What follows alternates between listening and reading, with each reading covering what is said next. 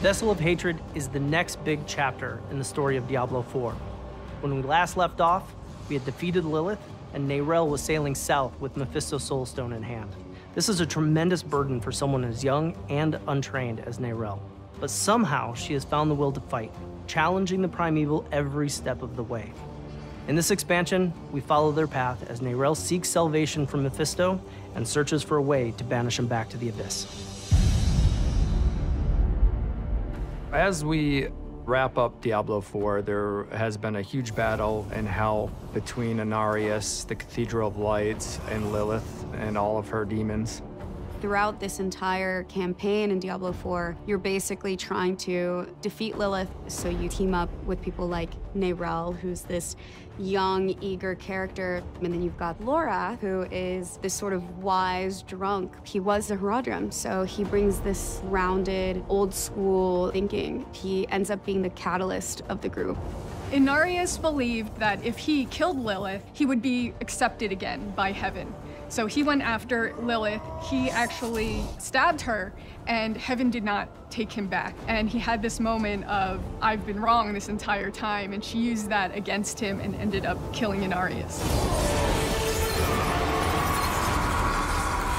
Her goal was to devour her father, Mephisto, and we ended up actually stopping her. And so even though she was defeated, she kind of gave us a warning of, I was the only one that could actually save you from Mephisto. Neyrelle is left with the Soulstone, and she decides to take the essence of Mephisto and trap him into the Soulstone. Lorath is still with us and is going to try and help us find information on where Neyrelle went.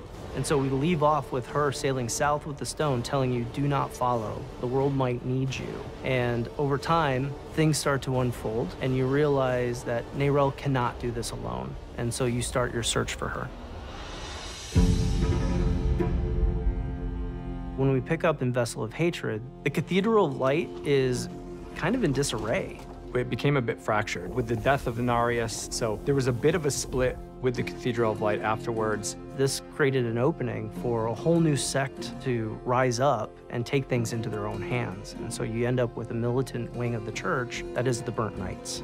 Burnt Knights are led by Yurvar, a survivor of hell. He's uncompromising. He feels that he's final judgment and that he's going to make better decisions for the church. They battled in hell, and now they're on this manhunt for Neyrelle and for Lorath. They want them to pay for their crimes, and they think that they should be the ones that have a say on what happens to Sanctuary. Mephisto is the Lord of Hatred. He's probably the one primeval that can create the most deep-rooted chaos, breaking up the people of Sanctuary. In the events of Diablo 2, he was destroyed. He's been slowly resurrecting himself in hell, and he wants to come back and bring himself back to Sanctuary. And now that he is in this Soulstone that Neyrelle carries, this is his opportunity.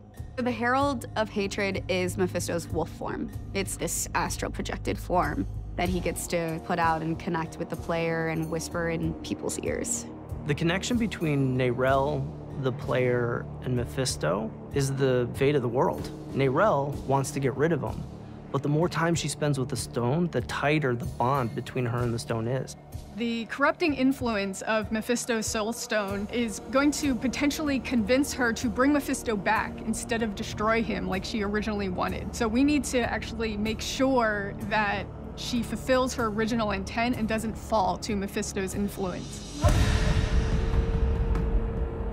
Neyrelle plans to bring the Soulstone into the Vault of Light so she can purify the Soulstone of Mephisto's essence. The Vault of Light is this really sacred place that Akarat created. His presence is really important through the history of Sanctuary. Akarat wandered the world speaking the teachings of the Zakarum faith. His tomb is also said to be in the Vault of Light, which is in Nahatu. Akarat is the one who discovered the spirit realm. When the Worldstone was forged and Sanctuary came out of it, this veil was created, and that's what created the spirit realm. Demons aren't there, angels aren't there. It's a very special place for humanity. And for a long time, the spirit realm was not touched. And now Mephisto's corruption is creeping its way, and that's a fear that everybody in Nahatu is thinking about. Spirituality is really unique to humanity, and in the jungle, it's a big part of their culture.